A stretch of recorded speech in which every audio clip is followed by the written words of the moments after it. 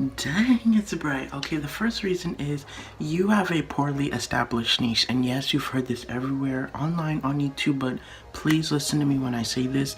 I do, the standard DM people, 100 people a day method on Instagram, and I check their blog, and the number one thing I see is they are generalists, not specialists. I'm a generalist. Not specialist, I'm a generalist. And this will kill your growth, I'm telling you. Because like I said in my YouTube, like, if you try to appeal to everyone, you end up appealing to nobody. So you need to really have a specific group that you really are targeting and make content for those type of people. For example, just an example, if you create content specifically for meat eaters, because most people don't want to take a stance on that, you will target those meat eaters, and then you're going to get those vegan readers to be like, okay, this is not for me, I'm not going to head to another blogger that appeals to me because I don't freaking care about this person. So, I'm just going to eat my chicken and drink my milkshake. So I just woke up and I was thinking about something in bed, which I think about quite often, and that's where the people who continue to eat meat and dairy, even though they know the impact of their diet choices on the planet. And that's a good thing to have people who don't care about your content, because you're gonna have a more niched and stronger community and family that is going to stick with you and resonate with you better. For example, me targeting bloggers, that's way too general. Like, I need to even niche even further, because there's almost 1 billion bloggers out there online. So I am trying to kind of target those outcasts, those people who feel like weirdos. I'm targeting vegans, vegetarians mostly. I'm targeting people who are Christian, they believe in God. I'm targeting people who believe in authenticity and health and realness and being your best version, and believe in environmentalism and helping the planet, stuff like that. But that's my niche right now. I'm still learning, I'm still fine-tuning it, but I'm gonna target way more people, because as our attention spans start to flee and the online space starts to grow, we're gonna have to niche down further than ever, and right now is that time. The only time where you can have two niches is if they're extremely similar. For example, let's say tech and gaming, those are pretty similar, so you can kind of combine those. Or let's say veganism and environmentalism, those are kind of similar, so you can combine them. So just please be very specific, it will take you far. Next one is you monetize way too freaking early, and I feel like not a lot of people talk about this, but monetizing way too early is just one of the worst things you can do for your content. You're gonna basically scare people off, and it's just, it seems like you're very selfish and very salesy, and you don't really care about the people. Before you sell, you have to give a ton of free stuff, give a ton of value to people, inspire them, motivate them, entertain them, inform them, share your stories, be vulnerable, and just be there for your people.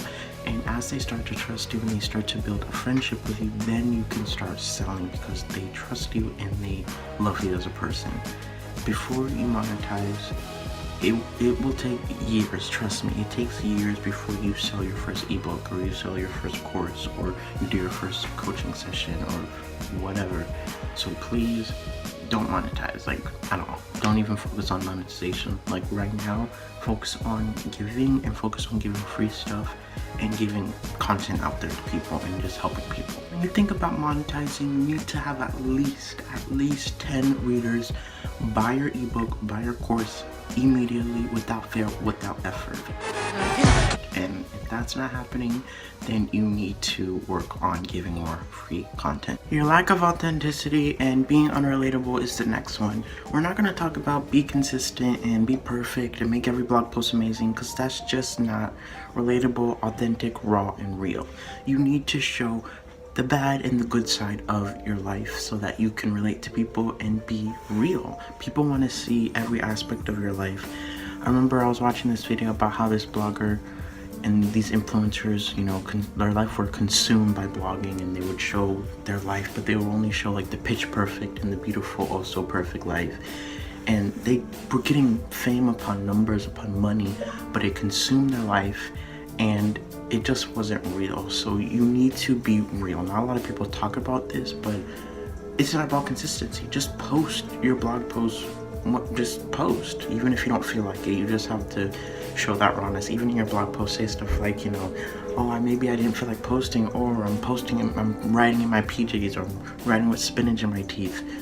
Being relatable will take you so far. That's why I share a lot of my life. I share my struggles, what I've been through, so that I can hopefully relate to something you could have been going through, and we can all kind of connect together as people. Because yes, I can share tips and tricks, but that can only take you so far. People want to build relationships, and the only way to build friendships is to share your past and share your struggles and share your deepest, darkest secrets to the world. This is lack of patience / you give up way too freaking early. This is a big issue that people go through. They expect to grow immediately within a year, when that's just not real. Even 1 year, like my YouTube is it's growing, but it didn't blow up. She said, I've been doing YouTube for 2 weeks. Why do I only have a couple hundred subscribers? It pains me to see someone so impatient that wants something so fast. Like, you've only been doing it 2 weeks, girl. 2 weeks, are you kidding? Like, I've only done this for about 1 to 2 years almost. Most people blow up they blow up. Previous to that blow up was 7 to 8 years of hard freaking work. And you don't just blow up all of a sudden. It requires patience, it requires heart, it requires consistency, and requires that why and that mission that's going to keep you up and keep you posting, even though, you know, you can even post on the weekends because you love it so much that the day of the week doesn't even matter of when you're going to post. You're just going to keep posting and keep giving value and helping people because you love this so much. And it's really how bad you want it and how hard you want it. It's like a hunger, and the stronger the hunger, the more you want it, you're gonna stay in this game longer than most people who would have given up a year or even 3 months. Really, really detrimental. I actually said this in my recent podcast episode.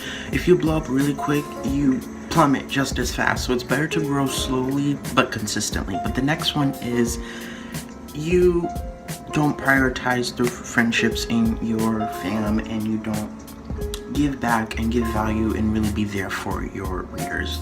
Like I said, this is a friendship, and if you're just in this just to create content and then you go leave, have a lunch, play games, you're not going to grow at all. You have to be connecting with your blog readers. You have to be doing meetups. You have to be doing call-ins. You have to be actually talking to them, like communicating with them, like one-on-one talking. Oh shit. Oh, no. Hey, you can't do Or doing group calls, just communicating and interacting with them like a friendship, just saying, hey, what's up, how are you doing? You know, sometimes they don't even need to come to get valid. They just come to just say, hey, what's up, how are you doing, like, how's life? And that's very, very important. I'm having trouble looking at the viewfinder. I always look at this viewfinder. Like, yes, please be connecting with your blog readers. Like, you don't know how detrimental that will be to your growth. It will skyrocket your numbers because people will see that you care, and when people see that you care, they're gonna stay, like, forever almost. But if you haven't checked out our blog series, please be sure to check that out, and please be sure to check out our podcast and all that. Share this if a blogger is just not growing at all, they're stagnant. But yes, like, you know, I don't come from like all these stories like other bloggers, like I made $1 million blogging, or I am living life. Like, I just started this, and you know, I'm not a genius, and I'm just sharing my stories and sharing my past along with you as I go. And I just want to really be raw with you and vulnerable and say, hey, like, I'm new, and I just come here to just help you guys and be there for you guys. And you know, I haven't come from the best upbringing. You know, I've been bullied because of who I was. You know, being the outcast and being a person of color, it's hard. It's really hard, and people think that you're someone that they can mess with, and it's not fun. It's not fun whatsoever. But I want to be here for you if you were that blogger who back in the day wasn't accepted in life. And yeah, I want to be here for you and be your friend, and really this is our family, and this is our growing family. So love you guys, and I can't wait to see you in the next video, if I come up with a video idea. But love you guys. Puffballs, goodbye. What's